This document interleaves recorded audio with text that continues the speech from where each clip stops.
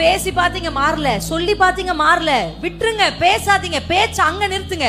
இங்க நான் சொல்லுவேன், ஒரு பிரச்சனை மாறதுக்கு ஒரு வழி சொல்லித்தரேன். இன்னைக்கு நீங்க அதை மனசுல பிடிச்சுக்கோங்க.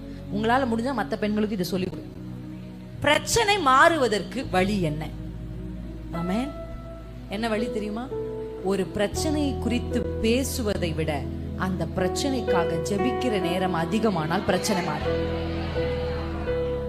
சிஸ்டர், உங்களுக்கு என்ன பிரச்சனை அப்படின்னு நான் கேட்டா, என்கிட்ட எனக்கு தெரியும் பெண்களை பத்தி, ஏன்னா நிறைய பெண்கள் பார்த்துட்டேன் நான். 1 மணி நேரமாவது ஒரு பெண்கள் பேசுவாங்க அவங்க பிரச்சனை. பேசுவீங்களா பேச மாட்டீங்களா?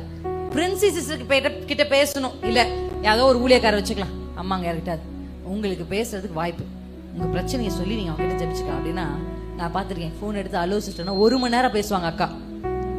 1 மணி நேரம் முடிச்சு நான் ஒரு செய்தி சொன்னா மறுபடியும் அந்த முதல் பாயிண்ட்டுக்கே வருவாங்க அக்கா. 1 மணி நேரம் பேசுவீங்க. ஆனா நான் சொல்லுவேன், போய் ஜெபம் பண்ணுங்க அப்படின்னா அந்த பிரச்சனைக்காக உங்களால எத்தனை நிமிஷம் ஜெபிக்க முடியும்? ஜெபிச்சு பார்த்து 10வது நிமிஷத்துல என்ன முடிஞ்சிருச்சு? பிரின்சி சிஸ்டர் கிட்ட சொன்னா மட்டும் 1 மணி நேரம் வருது, ஜெபிச்சா வர மாட்டேங்குதே. உங்க பிரச்சனை எப்ப தீரும் தெரியுமாக்கா?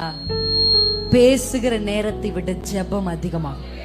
அந்த பிரச்சனைக்காக பேசிக்கிட்டே இருக்கீங்கல்ல, 4 பேர்கிட்ட பேசுறீங்க, 2 பேர்கிட்ட பேசுறீங்க, 10 பேர்கிட்ட பேசுறீங்க, இவங்க கேட்கல அவங்க கிட்ட பேசுறீங்க. நிறுத்துங்க, பேச்ச குறைங்க, கர்த்தரிடத்துல பேசுங்க. அல்லேலூயா. இவங்களால கேட்க தான் முடியும், அவரால செய்ய முடியும்.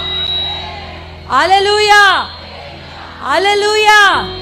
இவங்களால கண்ணீரை துடைக்க தான் முடியும், அவரால தான் நிறுத்த முடியும். அல்லேலூயா, ஆமென்.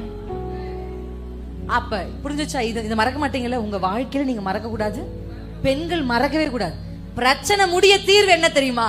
இந்த பிரச்சனையை கூட நான் பேசுறதை விட இந்த பிரச்சனைக்காக நான் ஜெபிக்கிற நேரம் அதிகமாகுதா, பிரச்சனை முடிவுக்கு வரும். அல்லேலூயா.